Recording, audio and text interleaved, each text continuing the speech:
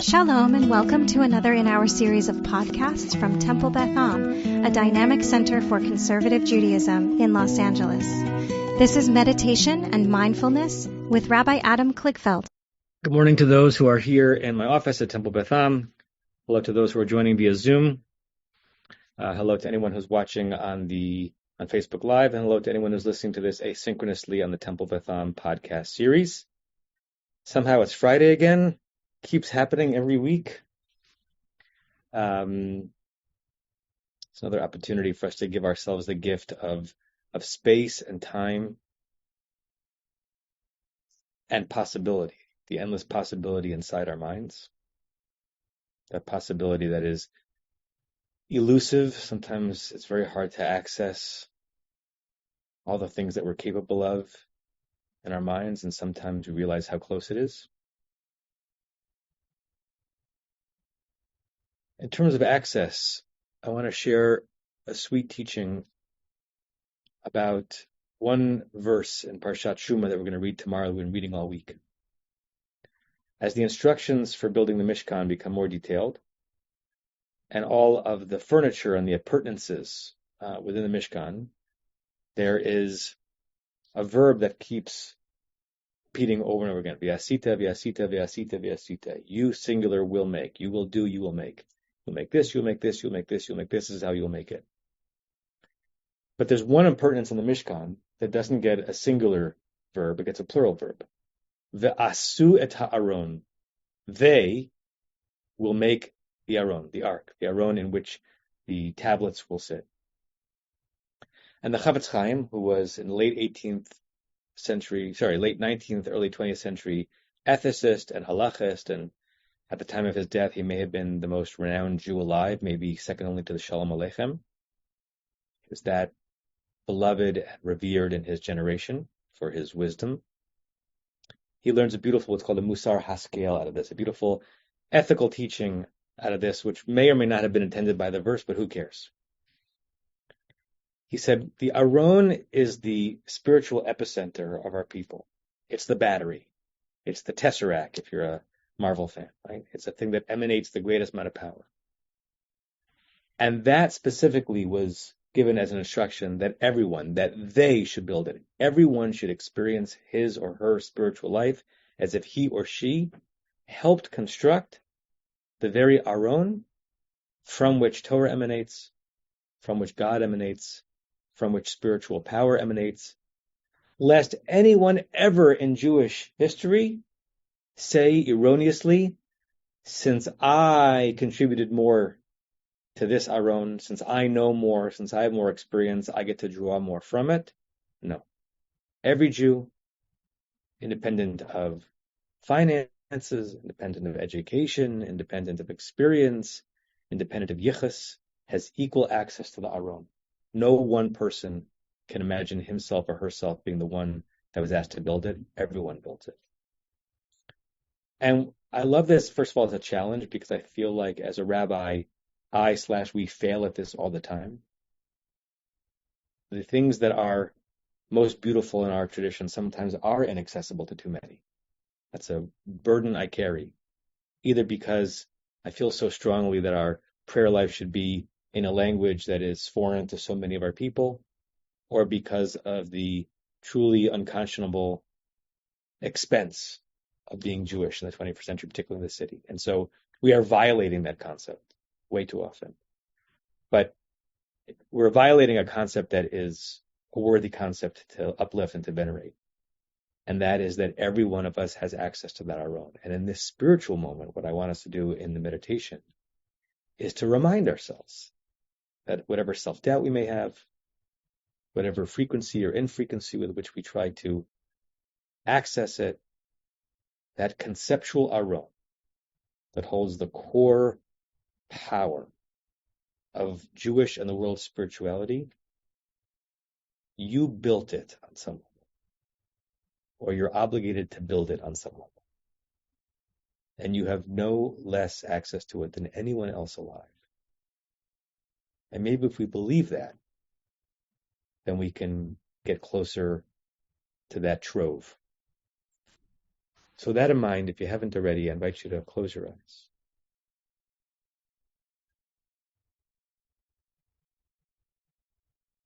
Claim your position with kavanah, with intentionality, either by adjusting a little bit or simply by noting the position of your body and saying, I choose this. I'm holding this position with focus, not by accident.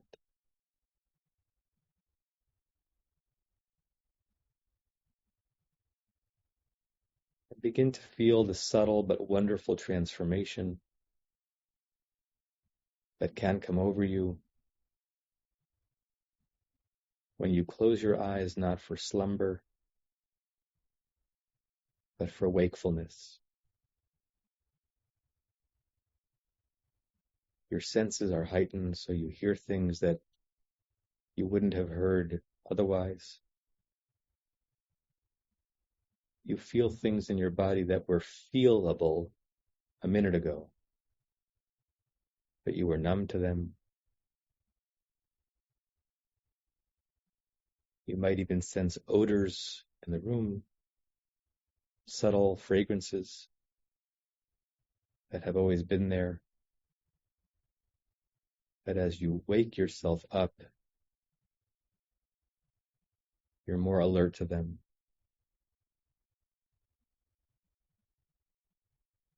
Even the sense of you as you is louder.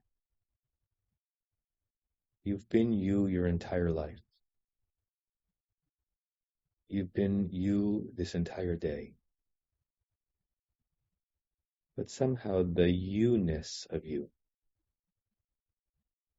might feel more revealed, more palpable, more real, more distinct as you descend into a meditative place.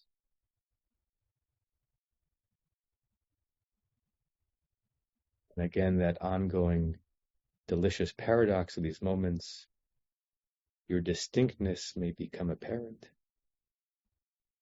even as you feel that you are melting into all of humanity, all of reality.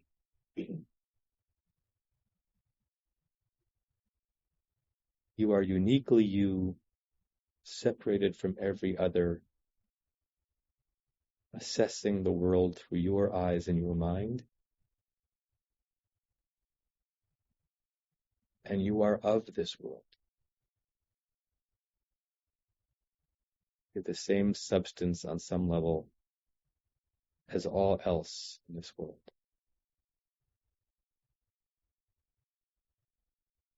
You are distinct from and a part of.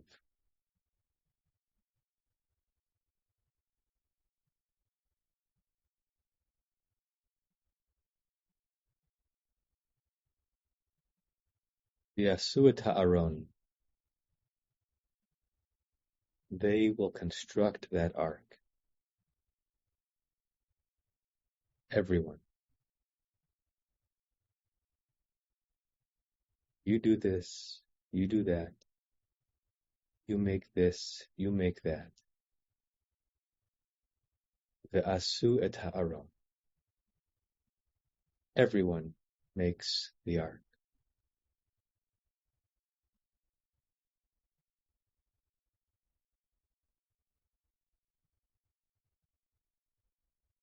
Imagine you are standing in front of that aron. However your brain pictures it, it doesn't matter what it looks like. The aron of the desert. The aron of the Mishkan. The aron of the temple in Jerusalem. The aron that contains the most divine substance that is on earth. The residue of God's revelation on those stones.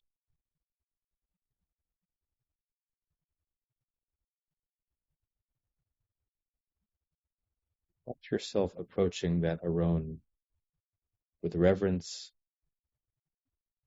but confidence. You have awe, but you belong. you experience wonder, but also familiarity and calm. This is your Aron.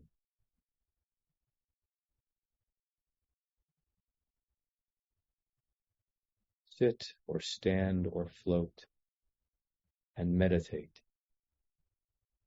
in glorious proximity to the Aron that on some level you built and continue to build.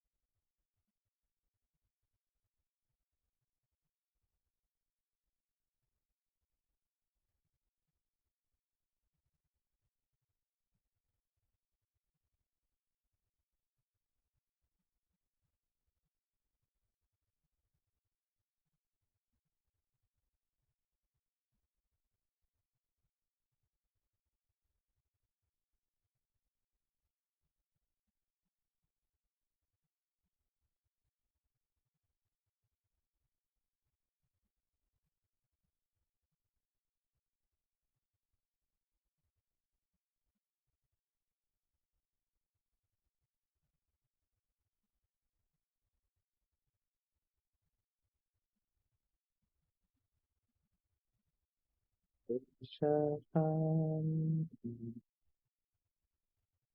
Betocha Veyasu Midam Veshanti Betocha Veyasu Midam Veshanti Betocha Ve'asuri Mikdash Ve'shachanti Be'torah.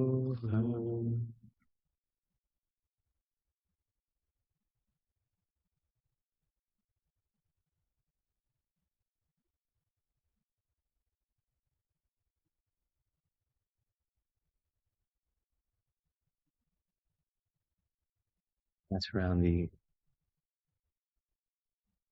sheets. We'll say the closing meditation prayer together 3 times.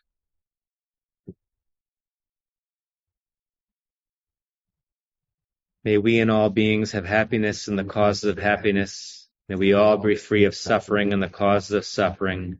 May we all experience true happiness that has no taint of suffering. May we live in great equanimity, free from burdening attachment to loved ones and for others, but rather with compassion for all. May we and all beings have happiness and the causes of happiness. May we all be free of suffering and the causes of suffering. May we all experience true happiness that has no taint of suffering. May we live in great equanimity, free from burdening attachment to loved ones and contempt for others, but rather with compassion for all. May we and all beings have happiness and the causes of happiness. May we all be free of suffering and the causes of suffering. May we all experience true happiness that has no taint of suffering. May we live in great equanimity, free from burdening attachment to loved ones and contempt for others, but rather with compassion for all. You have been listening to another in our series of podcasts from Temple Beth Am, a dynamic center for conservative Judaism in Los Angeles. If you enjoy these podcasts, we invite you to write a review on the Apple Podcast site or wherever you get your podcasts. For more information about Temple Beth Am Los Angeles, go to tbala.org.